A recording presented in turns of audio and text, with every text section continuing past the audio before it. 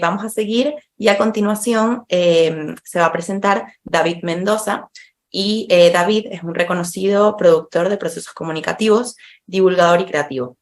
Ha dejado una huella significativa en el mundo empresarial a través de sus valiosos aportes. Es autor de 2 libros de autoformación especialmente dirigidos a emprendedores, El método clave para la empresa y Exitología, la ciencia del éxito, publicado en 2019. Sus libros han sido ampliamente reconocidos y han tenido un impacto positivo a la comunidad emprendedora.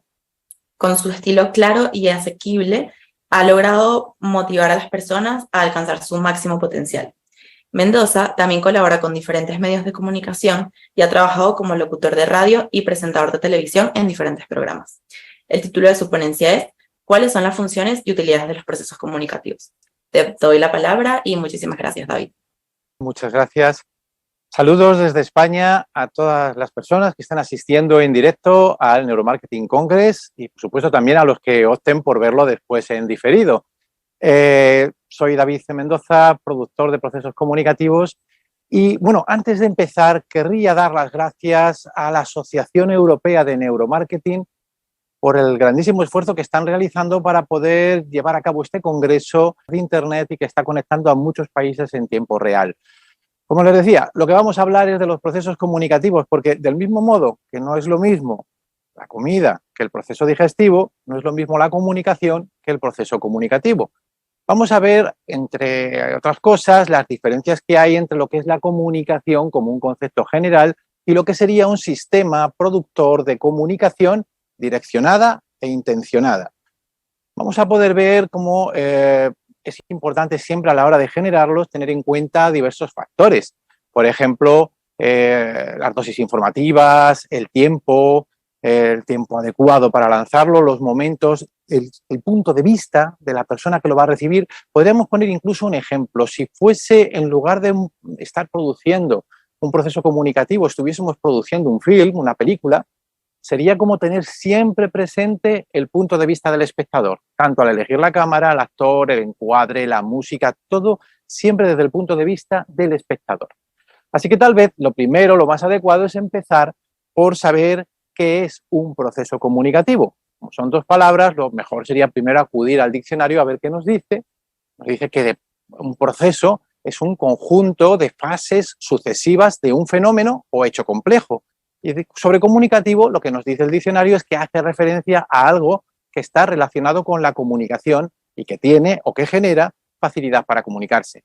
Por lo tanto, un proceso comunicativo es un conjunto de acciones encadenadas o momentos relacionados entre sí que construyen un sistema comunicador que podríamos usar para comunicar asuntos tangibles o intangibles.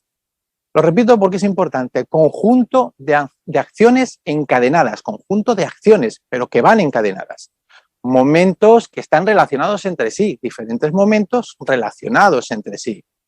Y todos juntos construyen un sistema comunicador, pero juntos es como lo construyen. Y luego ya lo podemos usar para asuntos tangibles, intangibles, es decir, ideas, planteamientos, etc. Con esto en mente, lo que nos interesa es ver cuáles son las funciones y las utilidades que puede tener, es decir, para qué sirve, cómo y en qué lo podemos utilizar, qué diferencia hay entre usarlos en nuestra empresa o no usarlos y, sobre todo, si es rentable crear procesos comunicativos en las empresas. ¿Han escuchado alguna vez esa frase de empezar la casa por el tejado? Una frase hecha, ¿no? Que se suele utilizar a veces pues, para definir a personas que empiezan siempre en lo último, ¿no? Siempre empieza las cosas por el final, es que empieza la casa por el tejado. Bueno, pues en el mundo de los procesos comunicativos eso es precisamente lo que hay que hacer. Hay que empezar la casa por el tejado, hay que empezar por el final. Para poder ilustrarlo mejor, durante la ponencia vamos a usar de forma recurrente el ejemplo de una cadena de fabricación de un automóvil, un proceso de construcción, de producción de un automóvil. Así que imagínense un automóvil, el que más les guste, da igual el que sea, el que más les guste. Y ahora imagínenlo totalmente desmontado, totalmente, pero hasta la última tuerca la hemos separado del último tornillo y allí está todo. Cientos, tal vez miles de piezas sueltas, de preferencias que antes estaban unidas y estando unidas eran un automóvil, ahora solo son piezas. Bueno, pues todo eso empezó por el final Empezó cuando el diseñador del automóvil empezó a hacer los primeros trazos, a tener la idea de cómo debía ser, a imaginar aquello, y luego cómo iba a construirse, qué piezas iba a llevar. Luego hubo que ver cómo se iban a montar para que a la hora de fabricarlo en el proceso físico, una pieza no estorbe a la siguiente, no haya que quitar esto para poner lo anterior, que o llegues al final y digas, oye, se nos olvidó poner los frenos, hay ahora que volver a empezar. ¿Se imaginan qué desastre sería eso? Y también hay que colocarlo dentro de un espacio físico para poder construirlo. Todo eso son procesos que empezaron por el final y que al final lo que quieren conseguir es que algo complicado, como es un conjunto de procesos, se convierta en algo sencillo para el que lo recibe. Es decir, el usuario del automóvil tiene calor y para bajar la ventanilla solamente pulsa un botón y el vidrio baja o vidrio sube. Eso tuvo que tener su diseño, dónde va el botón, lo ponemos entre los asientos o tal vez en la puerta. ¿Por dónde metemos el cable para que no se vea? ¿Dónde va el motor que sube y baja? ¿Y cómo hacemos para que no estorbe el motor al mismo? Es decir, un montón de procesos, todo como decimos, para que al final lo difícil parezca fácil, lo complicado se entienda. Por eso, cuando hablamos de comunicación, no podemos limitarnos a hablar solo de publicidad o hablar de marketing o hablar del gabinete de prensa de la compañía, porque una empresa siempre está comunicando cada vez que interactúa en sus distintos niveles. Da igual en qué parte de la compañía esté, donde esté interactuando y funcionando, está comunicando, pero igual que nos pasa a las personas. Somos una sola persona, pero comunicamos de una manera con nuestra pareja, con nuestros hijos, con nuestro jefe, con nuestros subordinados, con un cliente. Cuando somos los clientes, somos el mismo, pero cada vez tenemos una forma distinta de interactuar y comunicar. La empresa sucede igual, en función de dónde actúa, los procesos comunicativos sirven para regular todo eso y conseguir que la información que se va a transmitir, al recibirla, produzca el resultado buscado y el resultado que interesa que se produzca. Por eso siempre antes de crear los procesos comunicativos tenemos en cuenta cosas como los enfoques, las dosis. Con las dosis pasa como con la medicación, imagínense, bueno, te tienes que tomar esto durante 6 meses, una medicina cada 8 horas. Y ahí dices, como tengo mucha prisa, me la voy a tomar toda hoy. Lo más normal no será que te cures, sino que mueras. Pues con la información pasa igual, demasiada información y toda de golpe a veces no genera nada mejor, sino peor. Entonces hay que distribuir las dosis, los tiempos de distribución, pero antes de todo eso hay que tener claro el qué es lo que queremos conseguir, qué reacción o qué sentimientos son los que queremos provocar, qué contexto necesitamos tener para que al llegar a esa información se produzca ese tipo de sentimiento. ¿Existe ya ese contexto o lo tenemos que crear? Es decir, como haría, por ejemplo, el fabricante del automóvil que poníamos de ilustración, cuando está construyendo, diría, este proceso constructivo agiliza, empeora, hace que ganemos más, ganemos menos, se haría preguntas, ¿no? Pues nosotros, como productor de procesos comunicativos, uno debe de preguntarse siempre, ¿este proceso comunicativo refuerza o desvirtúa lo que quiero transmitir? Es la pregunta clave, por eso la repito. ¿Este proceso comunicativo refuerza o desvirtúa lo que quiero transmitir? Sin duda, a la hora de generar la comunicación, el construir los mensajes es una parte fundamental de ello. Y ahí es donde el marketing estratégico y el neuromarketing nos van a ayudar mucho. Volviendo a retomar el ejemplo de lo del automóvil, el marketing estratégico sería como si fuese quien nos va a decir qué tipo de automóvil hay que fabricar en esa cadena de montaje que tenemos. ¿Qué es? ¿Una pick-up, un descapotable, una furgoneta, un deportivo? El marketing estratégico sabe lo que en el mercado se está llevando y nos indica el tipo, o sea, nos indica el qué. Mientras que el neuromarketing nos va a indicar el cómo. Ahora ya sabemos que es un descapotable, por ejemplo, pero que ahora queremos que sea de este color, que la tapicería tiene que tener este tipo de contraste con lo de fuera, el conductor se siente cuando lo lleva importante porque le miran, nos va a hablar más del cómo. Entonces, en ese caso, es el marketing estratégico el que nos ayuda con el qué, como decimos, y el neuromarketing con el cómo.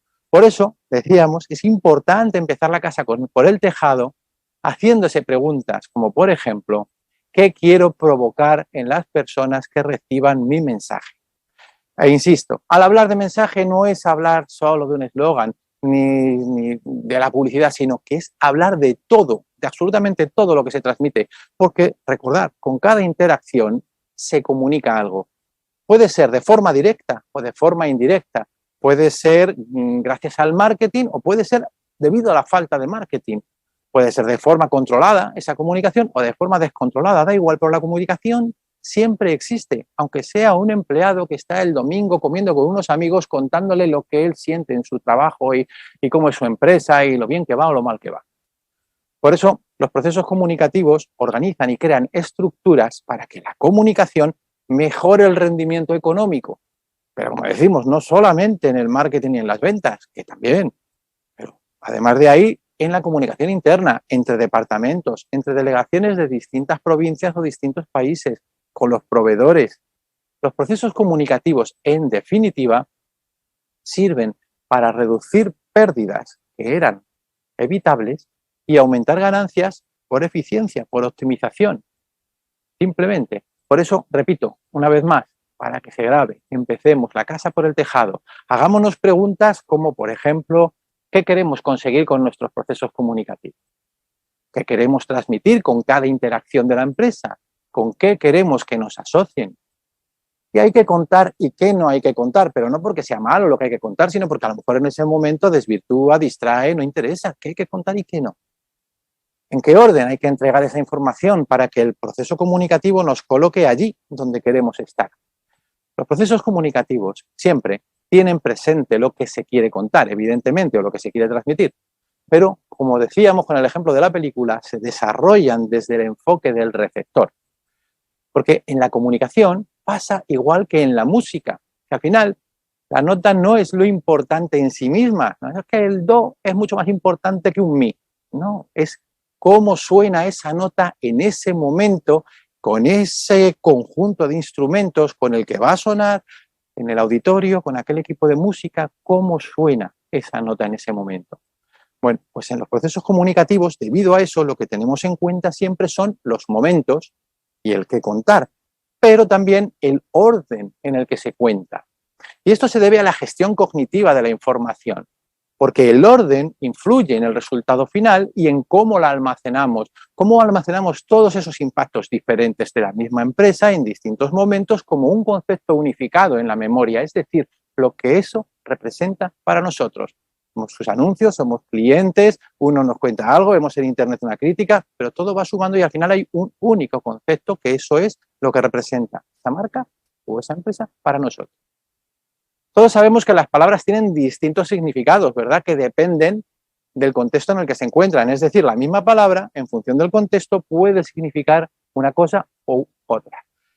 ¿Cómo se gestiona eso a nivel de procesos comunicativos? Bueno, pues el nivel cognitivo o de comprensión de cada palabra hay que tener presente que siempre va a estar generando el campo contextualizador de la siguiente.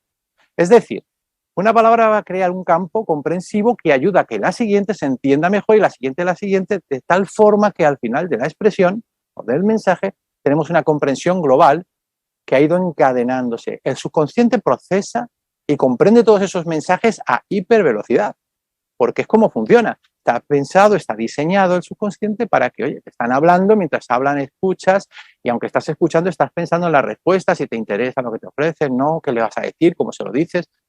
Pero es que todo ese proceso rápido funciona incluso aunque no estemos conversando. Funciona cuando estamos leyendo, cuando estamos viendo la televisión, escuchando la radio o incluso cuando hablamos solos con nosotros mismos.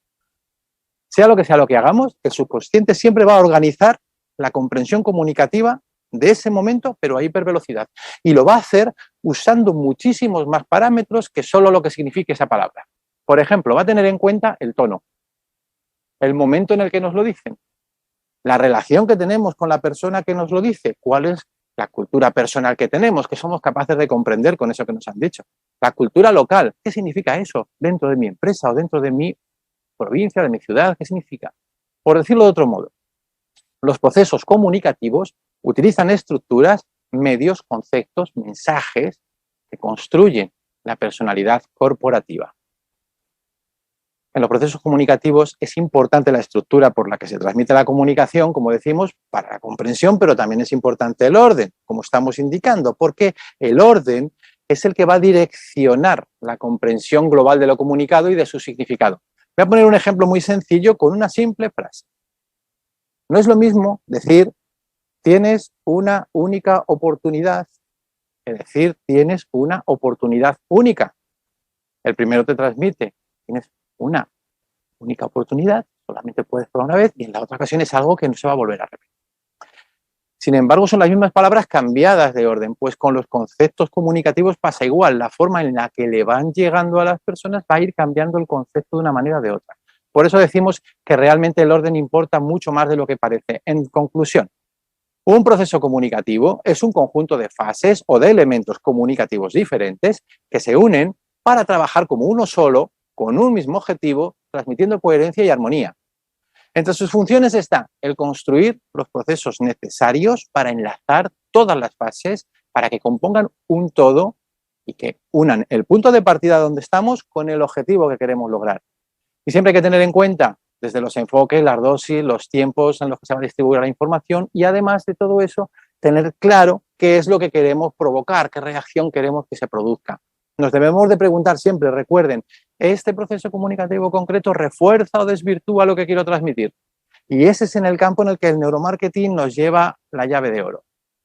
Sea de forma controlada o no, recuerden, la comunicación siempre existe. Los procesos comunicativos organizan y crean estructuras que contribuyen a mejorar el rendimiento, a reducir pérdidas que se podrían haber evitado y aumentar ganancias que estaban ahí. Muchas gracias y saludos desde España. Entonces, David, te preguntan, ¿de qué manera contribuye el neuromarketing a mejorar los procesos comunicativos y qué utilidades aporta a nivel de rentabilidad empresarial? Pues, ¿de qué manera el neuromarketing está aportando del mismo modo que lo hace en cualquier otro área cuando lo utilizas? Porque te permite ver más por dentro para actuar por fuera. Es decir, cuando lo aplicas también en los procesos comunicativos, te va a permitir que salgas fuera de las suposiciones, de las creencias, de es que yo creo que esto puede funcionar, esto es lo que se ha hecho siempre. Todo ese tipo de parámetros los vas a dejar fuera y vas a tener datos reales, medibles sobre las emociones de las personas a las que te diriges, lo cual te va a permitir actuar más eficientemente. Y va un poco en colación a la segunda parte de la pregunta, ¿cómo lo rentabilizas? Evidentemente de esa manera, al acertar mucho más. Si estamos hablando del proceso comunicativo en el campo de ventas o en el campo de la comunicación de producto, del relato de la compañía para transmitir socialmente algo, etcétera, como es un continuado, vas a poder optimizar mucho mejor toda tu inversión en ese campo. Y si es internamente, vas a evitar fallos comunicativos, de esas cosas, malos entendidos, pedidos que van donde no eran, errores, en definitiva también por problemas de comunicación. O sea que básicamente es que te permite acertar porque es como si tuvieses capacidad de adivinar, por así decirlo, ¿no? Porque ya no actúas sobre suposiciones, sino sobre datos. Pues muchísimas gracias, David, de verdad que muchas gracias por tu ponencia y por tu respuesta.